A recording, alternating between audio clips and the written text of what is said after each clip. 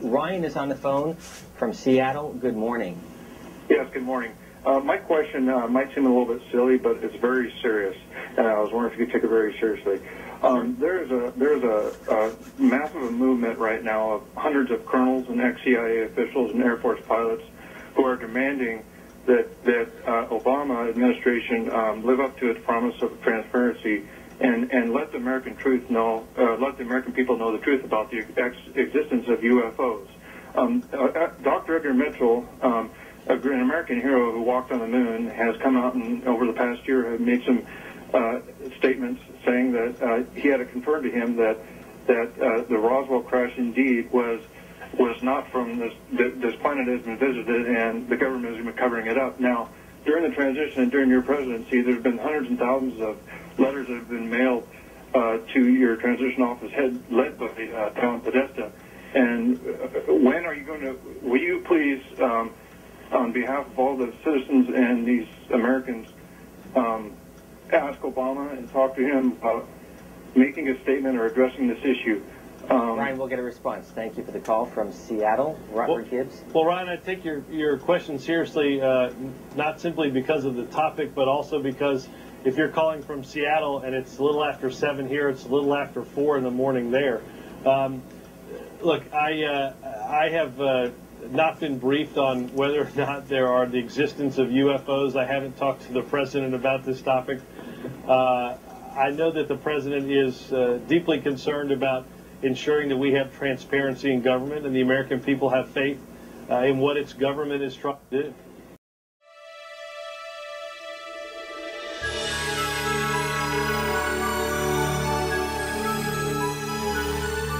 Good morning. Years ago, the great screen actor Jimmy Cagney was working with a young actress that was about to be fired. He was the director and said, "Let me talk to her." And he walked over to the actress and he said, "Look, it's simple. You walk in the room, you plant your feet, look me in the eye, and tell the truth. I'm going to introduce a man who says, there are more things between heaven and hell than any of us have accepted. And I have the witnesses and the documents to prove it." Ladies and gentlemen, Dr. Stephen Greer.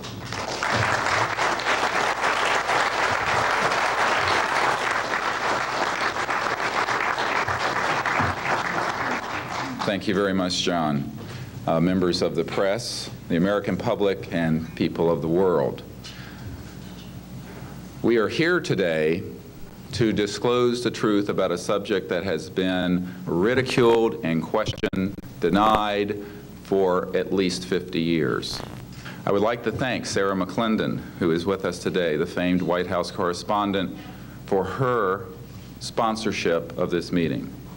In 1993, a group of military advisors to this project and I met out in the countryside in Virginia, and we decided that it was time for civilians, military, intelligence, and other people to come together to disclose the truth about the subject which is called UFOs.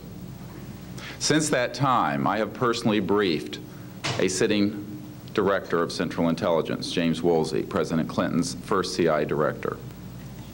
I have personally briefed the head of the Defense Intelligence Agency, the head of Intelligence Joint Staff, members of the Senate Intelligence Committee, many members of Congress, members of the European leadership, the Japanese cabinet, and others.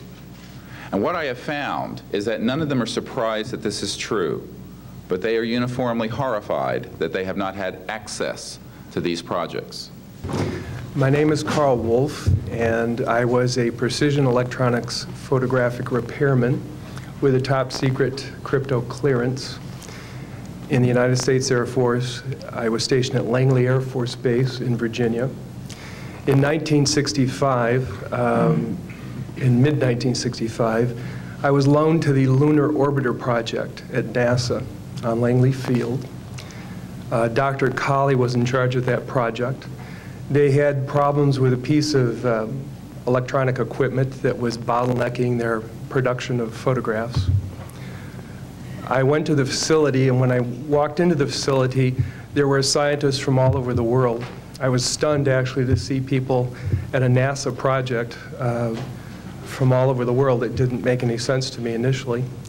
I was taken into the laboratory where the equipment was malfunctioning. I couldn't repair it in the dark. I asked to have it removed. A Airman Second Class was in the dark room at that time. I was also an Airman Second Class. I was interested in how the whole process functioned, how the data got from the lunar orbiter to the laboratory. I asked the young man if he'd describe the process to me. He did. About 30 minutes into the process, he said to me, in a very distressed way, by the way, we've discovered a base on the backside of the moon. And then he proceeded to put photographs down in front of me, and clearly in these photographs were structures, mushroom-shaped buildings, spherical buildings, and towers. My name is Donna Hare, and I worked at Philco Ford Aerospace from 1967 to 1981. During that time, I was a design illustrator, draftsman. I did the launch slides and landing slides, and also projection plotting boards, lunar maps for NASA. We were a contractor, but most of the time I worked on site, excuse me, in Building 8. I had the opportunity to do extra work during downtime, which was between missions, and I walked into a photo lab, which was the NASA lab across the hallway. I had a secret clearance, which is not that high, but I was able to go into restricted areas, which this was. At the time, I was talking to one of the techs in there, and he drew my attention to a photograph, a NASA photograph. It had a dot on it, and I said, what is that? Well, he drew my attention to it, and I said, is that a dot on the emulsion? And he said, and he's smiling, and he has his hands crossed, and he said, round dots on the emulsion don't leave round shadows on the ground. And this was an aerial photograph of the Earth, I'm assuming the Earth, because it had pine trees on it, and the shadows of the craft, or whatever it was, were in the same angle as the trees. And by its very nature, UFO, and I wanted to clarify that to a gentleman that was talking to me, means unidentified. So I did not know what this was. But I realized at this point that it's very secret, that it was kept secret, because I asked him, what are you going to do with this piece of information? And he said, we always airbrush these out before we sell them to the public. So they're pesky little creatures appearing on this photograph they wanted to get rid of. Morning, ladies and gentlemen. My name's Clifford Stone. I was a Sergeant First Class, United States Army. I had a secret clearance with nuclear surety. I could get the clearance that I needed to do whatever it was that was necessary for me to do at the time on special operations when I was called in on those. What I'm referring to here is that I was involved in situations where we actually did recoveries of crashed saucers, for lack of a better term, debris thereof. There were bodies that were involved with some of these crashes, also some were alive. While we were doing all this, we were telling the American public there was nothing to it. We were telling the world there was nothing to it. But the whole situation is, we've set back, we've told the American people that there's no such thing as UFOs. I've been involved where we have recovered these objects. We know them to be of extraterrestrials.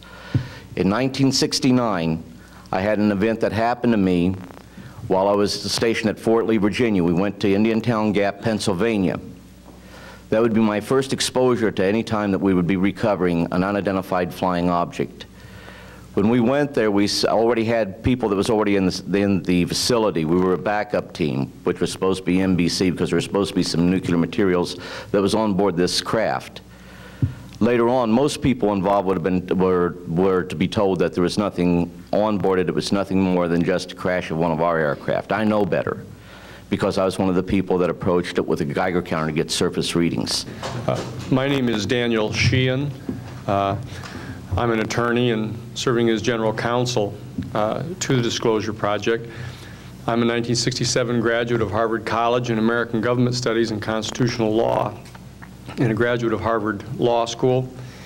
And I served as general counsel and one of the co-counsel for the New York Times in the Pentagon Papers case. I went to the Madison building of the United States Library of Congress. There was no one in the building at that time. It was brand new. I was directed to a basement office where there were 2 guards at the door and a third sitting at the table who took my identification, verified that I'd been designated as a special consultant to the Congressional Research Service of the United States Library of Congress, and was admitted to the room.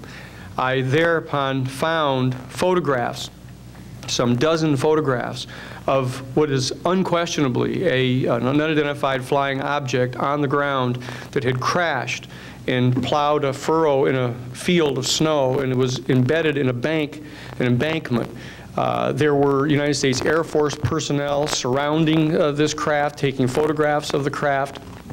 And one of the photographs, I could see that there were some symbols on the side of the craft. And so I proceeded through the photographs and found a close-up photograph of these symbols. I'd been instructed that I was to take no notes, and had to leave my briefcase and all my identification outside of this room, but I had brought with me a yellow pad.